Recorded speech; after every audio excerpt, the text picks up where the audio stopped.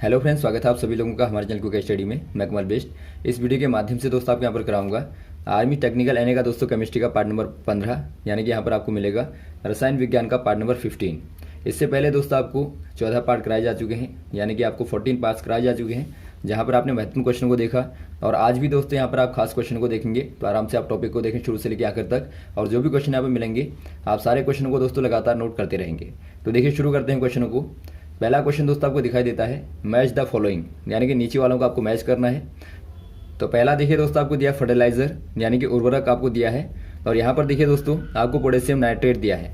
जो potassium nitrate होता है दोस्तों, पोटेशियम नाइट्रेट जो होता है, यदि आप इसका केमिकल फॉर्मूला देखें तो आपका KNO3 होता है।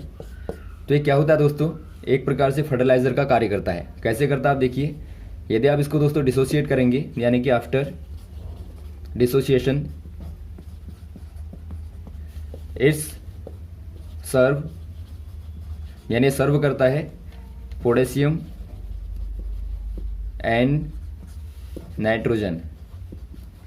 और आप जानते हैं दोस्तों पोटेशियम और नाइट्रोजन क्या होते हैं, दोनों ही दोस्तों प्लांट के न्यूट्रिएंट होते हैं, यानी कि न्यूट्रिएंट होते हैं दोस्तों, मेनली मेन न्यूट्रिएंट होते हैं पोटेशियम और नाइट्रोजन को यदि आप देखें तो इसीलिए दोस्तों पोटेशियम नाइट्रेट का यूज़ कहाँ पर होता है, फर्टिलाइजर के तौर पर होता है, यानी कि उर्वरक के तौर पे यूज़ होता है। तो पहला आपका यहाँ पर टिक हो जाएगा पोटेशियम नाइट्रेट के साथ में। नेक्स्ट आपको दिखता है दोस्तों सल्फ्यूरिक एसिड। यदि आप देखें दोस्तों सल्फ्यूरिक एसिड को, तो सल्फ्यूरिक एसिड का यूज़ किया जाता है, यदि आप फॉर्मूला देखें तो H2SO4 होता है। तो इसका यूज़ किया जाता है दोस्तों वेरियस केमिकल को बनाने में, यानी कि मैन्युफैक्चरिंग ऑफ, यानी आप कह सकते हैं दोस्तों प्रोडक्शन ऑफ वेरियस केमिकल्स। और साथ में दोस्तों इसका जो प्रोडक्शन होता है, यानी कि प्रोडक्शन ऑफ H2SO4 या फिर आप कहें दोस्तों sulphuric acid is also used for estimation of the economy of a country. यानी कि दोस्तों एक प्रकार से इसका इस्तेमाल कहाँ पे किया जाता है, इकोनॉमी के एस्टिमेशन के लिए भी दोस्तों इसकी प्रोडक्शन का इस्तेमाल किया जाता है, यानी कितना प्रोडक्शन आपका हुआ, तो इसका एस्टिमेशन एक प्रकार से इकोनॉमी के लिए भी दोस्तों यूज़ होता है। तो इसीलिए आप इसको क्या कहते हैं, इसको आप किंग ऑफ केमिकल कहते हैं, यानी ये आपका दोस्तों रसायनों का राजा हो जाएगा। तो यहाँ पर आपका हो जाएगा, आप यहाँ पहले वाले में लगा देंगे आप। नेक्स्ट आपको दिखता है लाइम वाटर। लाइम वाटर यानी कि दोस्तों कैल्शियम हाइड्रोक्साइड होता है लाइम वाटर, यानी कि कैल्शियम हाइड्रोक्साइड। यदि आप देखें दोस्तों इसका नेचर कैसा होता है, इसका नेचर होता है बेसिक, यानी एक प्रकार से क्या होता है, ये क्षारीय होता है। तो आप कह देंगे यहाँ पे दोस्तों ये आपका बेसिक आपको दिखता है, तो लाइम वाटर आपका क्षारीय हो जाएगा। नेक्स्ट आपको दिखता है दोस्तों milk of magnesia. Milk of magnesia क्या होता है, मिल्क ऑफ मैग्नीशिया दोस्तों इसका जो केमिकल नेम होता है दोस्तों वो होता है मैग्नीशियम हाइड्रोक्साइड। तो यहाँ पर आप टिक कर देंगे मैग्नीशियम हाइड्रोक्साइड में मिल्क ऑफ मैग्नीशिया का। तो इस प्रकार से आप आराम से मिलान कर लेंगे और साथ में दोस्तों इनका आप रीज़न भी याद रखेंगे। अगला क्वेश्चन यहाँ पे देखिए, मैच द फॉलोइंग। दोबारा से आपको मैच करना है। मैच कराने वाले में दोस्तों देखिए फ़ायदा क्या होता है, आपके इतने सारे क्वेश्चन तैयार हो जाते हैं। तो देखिए पहला आपको दिया मॉर्फिन। मॉर्फिन का यूज़ कहाँ पर होता है दोस्तों, यदि आप देखें मॉर्फिन, तो इसका यूज़ कैसे होता है, इसका इस्तेमाल होता है दोस्तों एक प्रकार से पीड़ाहारी के तौर पे, पीड़ाहारी या फिर आप कहें दोस्तों एनाल्जेसिक के तौर पे यूज़ होता है, या फिर आप कहें एनाल्जेजिक के तौर पे इसका इस्तेमाल होता है, यानी आप टिक कर देंगे दोस्तों पीड़ाहारी में। नेक्स्ट आपको दिखता है सोडियम। सोडियम आप जानते हैं दोस्तों बहुत ही क्या होता है, एक प्रकार से सॉफ्ट मेटल होता है, यानी बहुत ही ज़्यादा रिएक्टिव और सॉफ्ट होता है दोस्तों, बहुत ज़्यादा रिएक्टिव भी होता है। तो बहुत ज़्यादा रिएक्टिव होने के कारण दोस्तों आप इसको कहाँ स्टोर करते हैं, आप केरोसिन ऑयल में इसको स्टोर करते हैं, यानी कि केरोसिन ऑयल कहने का मतलब है मिट्टी का तेल। तो मिट्टी का तेल में दोस्तों आप इसको क्या करते हैं, स्टोर करते हैं, यानी कि रखते हैं। तो यहाँ पर आप टिक कर देंगे सोडियम का केरोसिन ऑयल में। नेक्स्ट आपको दिखता है बोरिक एसिड। बोरिक एसिड क्या होता है दोस्तों, बोरिक एसिड एक प्रकार का बहुत ही वीक एसिड होता है, यानी बहुत ही कमज़ोर अम्ल होता है। और इसका डाइल्यूट सॉल्यूशन, डाइल्यूट यानी कि दोस्तों बहुत ही हल्का जो सॉल्यूशन होता है उसका यूज़ किया जाता है एक प्रकार से एंटीसेप्टिक के तौर पे। एंटीसेप्टिक का मतलब दोस्तों प्रतिरोधी, प्रतिरोधी के तौर पे इसका यूज़ किया जाता है, एंटीसेप्टिक के तौर पे, और साथ में दोस्तों एंटी फंगल के तौर पे भी इसका यूज़ किया जाता है। एंटी फंगल यानी कि दोस्तों कवकों से बचाने के लिए भी इसका इस्तेमाल किया जाता है। तो यहाँ पर आप कर देंगे दोस्तों बोरिक एसिड का यहाँ पे शुरुआत वाले में एंटीसेप्टिक में। नेक्स्ट आपको दिखता है दोस्तों जर्मन सिल्वर। जर्मन सिल्वर दोस्तों आप जानते हैं एक प्रकार का क्या है, एलॉय है, मिश्रण है, जहाँ पे आप देखते हैं कि अलग अलग प्रकार के दोस्तों मेटल यहाँ पे जुड़े रहते हैं। यहाँ पर आप कमेंट में बताएंगे दोस्तों जर्मन सिल्वर में कौन से एलिमेंट यहाँ पर होते हैं। यानी जर्मन सिल्वर में जो आपका एलॉय होता है, एक प्रकार का मिश्रण होता है, ये आप यहाँ टिक कर देंगे। लेकिन यहाँ पर कौन से वाले मेटल होते हैं वो आप यहाँ पर दोस्तों कमेंट बॉक्स में बताएंगे कौन कौन से यहाँ पर जर्मन सिल्वर के अंदर एलिमेंट आते हैं। नेक्स्ट क्वेश्चन देखिए दोस्तों, आयोडीन सॉल्ट या फिर आप कहें आयोडीनी लवण धारण करता है, यानी कि आयोडाइज्ड सॉल्ट कंटेन। यहाँ पे देखिए दोस्तों जो आपका आयोडीन युक्त नमक होता है, यानी कि आयोडाइज्ड साल्ट जो होता है दोस्तों, वो कौन सा वाला यहाँ पर होता है आपको बताना है। क्या कंटेन करता है आपको बताना है, कौन कंटेन करता है। पहला आपको दिया फ्री आयोडीन, दूसरा आपको दिया कैल्शियम आयोडीन, तीसरा आपको दिया है मैग्नीशियम आयोडीन, चौथा आपको दिया है पोटेशियम आयोडीन। यहाँ पे देखिए दोस्तों जो आयोडाइज्ड सॉल्ट होता है दोस्तों मेनली जो कि आयोडीन को कंटेन करता है, ये मेनली दोस्तों आपके यहाँ पर दो फॉर्मों में होता है। एक आपका होता है पोटेशियम आयोडीन और दूसरा आपका होता है पोटेशियम आयोडेट। तो यहाँ पर आपका दो फॉर्म में पाया जाता है। इनमें से दोस्तों आपको यहाँ पे दिया है पोटेशियम आयोडीन। यहाँ पर दोस्तों आपका पोटेशियम आयोडाइड लिख के भी आ सकता है, तो आप ध्यान देंगे आयोडाइड हो या फिर आयोडीन लिख के दिया हो वहाँ पर आप टिक कर देंगे। तो यहाँ पर आपको दिखता है दोस्तों डी वाला, तो आप डी वाले में टिक कर देंगे। नेक्स्ट वाला क्वेश्चन देखिए दोस्तों, करेक्टली मैच द फॉलोइंग, यानी कि आपको नीचे वालों को सही मिलान करना है। पहला आपको दिया दोस्तों ऑक्जेलिक एसिड। ऑक्जेलिक एसिड यहाँ पर कौन से वाले से टिक होगा आपको बताना है, ऑक्जेलिक अम्ल। यहाँ पे दोस्तों देखिए जो ऑक्जेलिक एसिड होता है इसका यूज़ एक प्रकार से घरों में यानी कि हाउस होल्ड में दोस्तों घरों में यूज़ किया जाता है इसका एज अ क्लीनिंग एजेंट के तौर पे, यानी एक प्रकार से दोस्तों सफाई करने वाले एजेंट के तौर पर इसका इस्तेमाल किया जाता है। तो यहाँ पर आप देखते हैं दोस्तों as a constituent of ink stain remover, यानी एक प्रकार से आप कहेंगे दोस्तों जो इंक स्टेन होती है दोस्तों उसके रिमूवर के तौर पे, यानी कि उसको निकालने वाले एजेंट के तौर पे दोस्तों आप ऑक्जेलिक एसिड का इस्तेमाल करते हैं। यानी एक प्रकार से दोस्तों आप इसका इस्तेमाल क्लीनिंग प्रॉपर्टी के लिए करते हैं। तो यहाँ पर आप टिक कर देंगे चौथे वाले में। नेक्स्ट आपको दिखता है दोस्तों नाइट्रिक एसिड। नाइट्रिक एसिड को यदि आप देखें दोस्तों, नाइट्रिक जो एसिड होता है ये दोस्तों एक प्रकार से कौन सी वाली प्रॉपर्टी का होता है, इसका दोस्तों एक प्रकार से एक्सटेंसिवली यूज होता है दोस्तों, एक्सटेंसिवली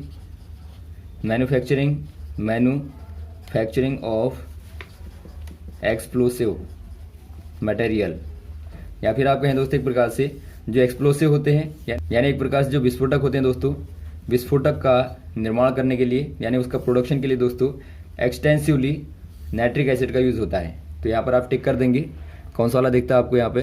तो यहाँ पर आपको दिखता है दोस्तों फॉर मेकिंग एक्सप्लोसिव, तो यहाँ पर आप टिक कर देंगे। और एग्जाम्पल के तौर पर यदि आप देखें दोस्तों नाइट्रिक एसिड का जो आपका एक्सप्लोसिव होता है TNT होता है, एक एग्जाम्पल यहाँ पे है TNT। तो ये दोस्तों एक प्रकार का क्या है, विस्फोटक है जो कि आपका नाइट्रिक एसिड से बनता है। नेक्स्ट आपको दिखता है दोस्तों बोरिक एसिड। बोरिक एसिड आपने पीछे भी देखा दोस्तों एक प्रकार का वीक एसिड होता है यानी कमज़ोर अम्ल होता है जो बोरिक एसिड होता है। और इसका इस्तेमाल कहाँ किया जाता है दोस्तों, एज अ एंटीसेप्टिक या फिर आप कहें दोस्तों एंटी फंगल के तौर पे इसका इस्तेमाल किया जाता है, यानी प्रतिरोधी के तौर पे दोस्तों और कवक रोधी के तौर पे इसका यूज़ किया जाता है। इसका दोस्तों ये क्या होता है दोस्तों, बहुत ही वीक एसिड होता है यानी कमज़ोर अम्ल होता है। और इसका डाइल्यूट सॉल्यूशन बहुत ही डाइल्यूट यानी कि बहुत ही दोस्तों एक प्रकार से आप कहेंगे हल्का जो सॉल्यूशन होता है, dilute solution used for I and ear infection, यानी एक प्रकार से दोस्तों जो आँखों में और जो कान में इन्फेक्शन होता है उसको दूर करने के लिए दोस्तों इसका डाइल्यूट सॉल्यूशन का यूज़ होता है। तो यहाँ पर आपको क्या कहाँ पे दिया है, यहाँ पर आपको दिया है देखिए एज अ आई वॉश और एंटीसेप्टिक। तो यहाँ पर आप टिक कर देंगे दोस्तों बोरिक एसिड को। नेक्स्ट आपको दिखता है बेंजोइक एसिड। बेंजोइक एसिड क्या होता है दोस्तों, यह एक प्रकार का स्टेबल स्टेबल फूड प्रिजर्वेटिव के तौर पर दोस्तों यूज़ होता है, यानी कि खाद्य पदार्थों को दोस्तों सुरक्षित करने के लिए एक प्रकार से इसका इस्तेमाल होता है। और ख़ास तौर पर दोस्तों इसका यूज़ कहाँ पर किया जाता है? यूज़ किया जाता है दोस्तों जूसेस में, यानी कि जूसों में दोस्तों, और साथ में जो ड्रिंक होते हैं जिनका दोस्तों खास तौर पर जो नेचर होता है पीएच नेचर दोस्तों क्या होता है? एसिडिक होता है। यानी आपका एसिडिक जो फूड होते हैं दोस्तों उनको प्रिजर्व करने के लिए खास तौर पर इसका इस्तेमाल किया जाता है। फॉर एग्जांपल आप देख सकते हैं जूसेस में और ड्रिंक में दोस्तों इसका यूज़ किया जाता है। तो यहाँ पर आप टिक करेंगे दोस्तों इन फूड प्रिजर्वेशन में, यानी कि खाद्य को सुरक्षित करने के लिए इस्तेमाल होता है। नेक्स्ट क्वेश्चन देखिए दोस्तों, निम्न में से किसके पास एक अपर रूप नहीं है? यानी कि आपको बताना है which one among the following have not an allotrope. यहाँ पे देखिए दोस्तों एलोट्रोप आप जानते हैं, यानी एक प्रकार से किसी एलिमेंट का दोस्तों कोई अलग रूप होता है, यानी कि अलग प्रकार का स्ट्रक्चर होता है। जैसा कि आप देखते हैं कार्बन का होता है, कार्बन का दोस्तों आप देखते हैं ग्रेफाइट, और वैसे आप डायमंड को देखते हैं। तो यहाँ पर आपको बताना इनमें से दोस्तों किसका अपर रूप नहीं होता है। यहाँ पर दोस्तों आपको नाइट्रोजन दिया है, नाइट्रोजन का दोस्तों नाइट्रोजन का कोई स्टेबल यानी कि स्थाई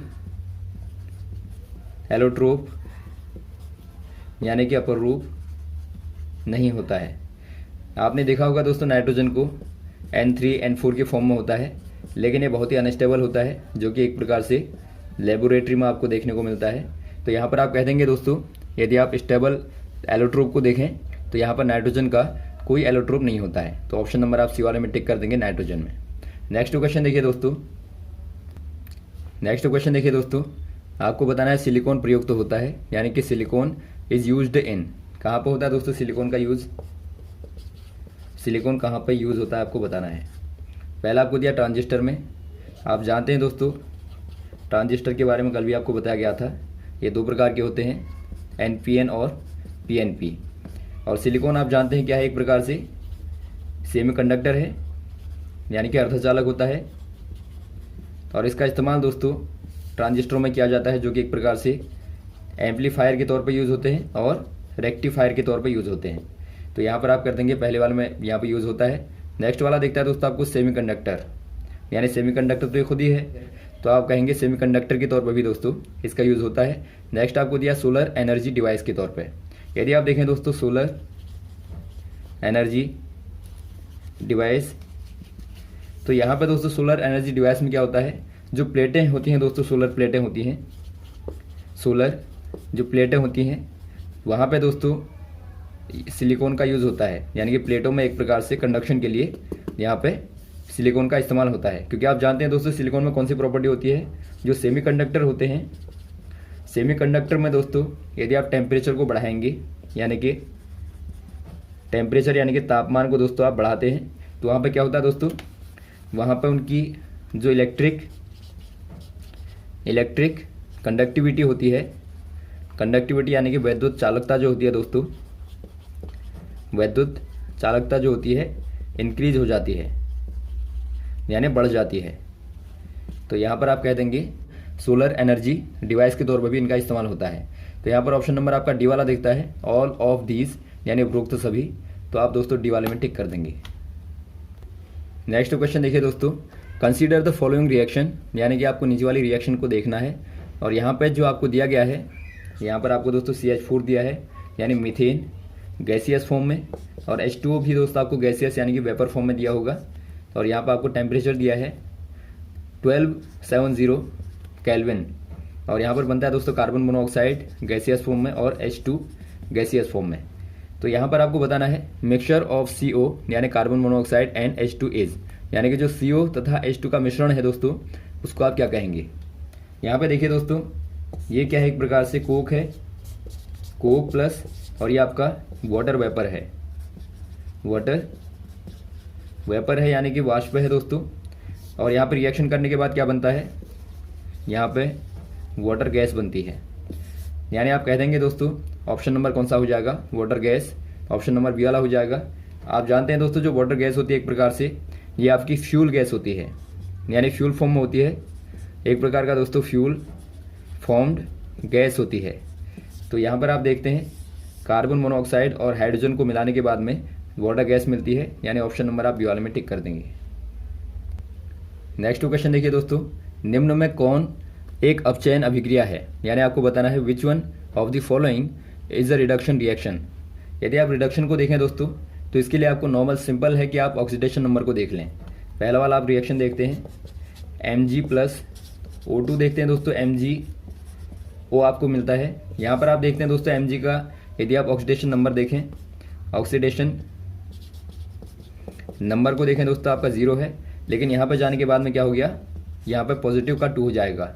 यानी यहाँ पर दोस्तों आप देखते हैं 0 से लेके आपका पॉजिटिव 2 तक गई, तो इसका मतलब इसका क्या हो रहा है दोस्तों, ऑक्सीडेशन हो रहा है, यानी कि ऑक्सीकरण हो रहा है।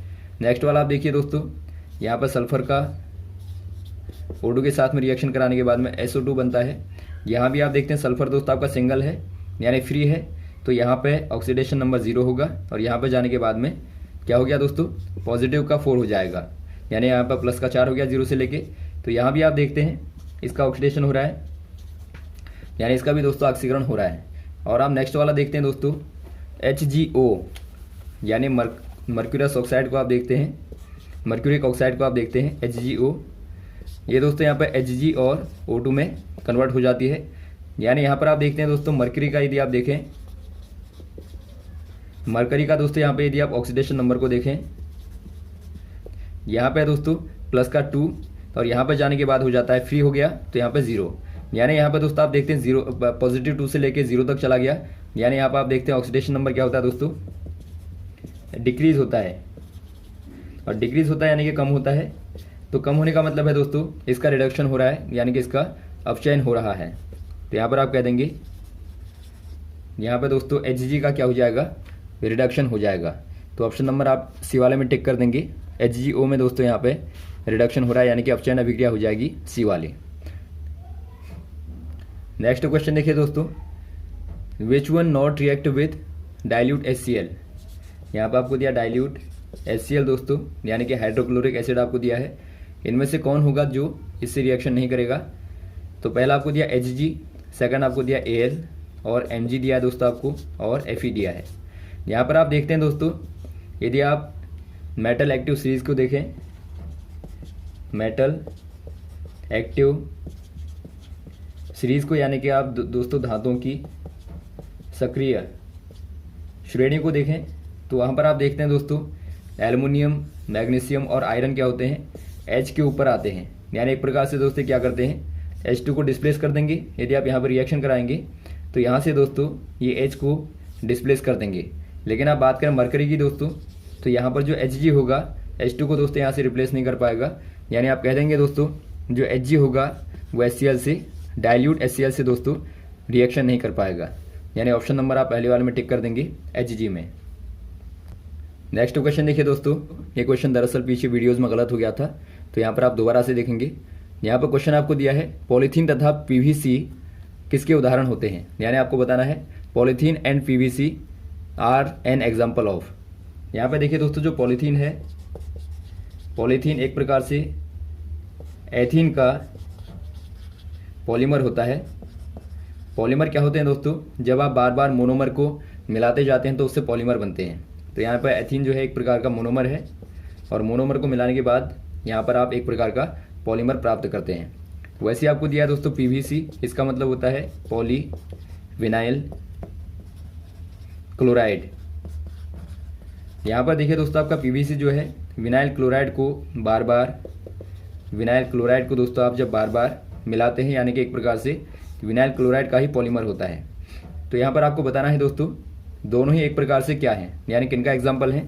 ये दोनों ही दोस्तों एग्जाम्पल होते हैं थर्मोप्लास्टिक के, यानी थर्मोप्लास्टिक, प्लास्टिक मेनली दो प्रकार के होते हैं। एक आपका होता है थर्मोप्लास्टिक और एक होता है दोस्तों आपका थर्मोसेटिंग प्लास्टिक। थर्मोसेटिंग प्लास्टिक होता है। यहाँ पर थर्मोप्लास्टिक की क्या खासियत होती है दोस्तों, यह एक प्रकार से फ्लेक्सिबल होता है, यानी कि दोस्तों आप इसको मोड़ सकते हैं और दोस्तों आप इसको टेम्परेचर देने के बाद में रीसाइज कर सकते हैं, यानी एक प्रकार से इसके आकार को दोस्तों आप लगातार बदल सकते हैं। लेकिन जो आपका थर्मोसेटिंग प्लास्टिक होता है दोस्तों, आप इनके साथ में ये फ्लेक्सिबल नहीं होते हैं और इनको दोस्तों आप रिसाइज नहीं कर पाते हैं। तो यहाँ पर आपको जो एग्जाम्पल दिखता है पॉलीथीन और पॉलीविनाइल क्लोराइड का दोस्तों, ये क्या हो जाएगा, थर्मोप्लास्टिक का हो जाएगा। तो यहाँ पर आप थर्मोप्लास्टिक में करेंगे, ना कि थर्मोसेटिंग प्लास्टिक में। तो यहाँ तक दोस्तों आप क्वेश्चन को तैयार करें। नेक्स्ट वीडियोज़ में आपको लगातार क्वेश्चन बताते रहेंगे, हमारे साथ ही बने रहेगा। और यदि आपको दोस्तों वीडियोज़ पसंद आते हैं तो आप ज़रूर लाइक करें, शेयर करें, ताकि अधिक से अधिक लोगों तक पहुँचे। Okay, thanks. जय हिंद, जय भारत।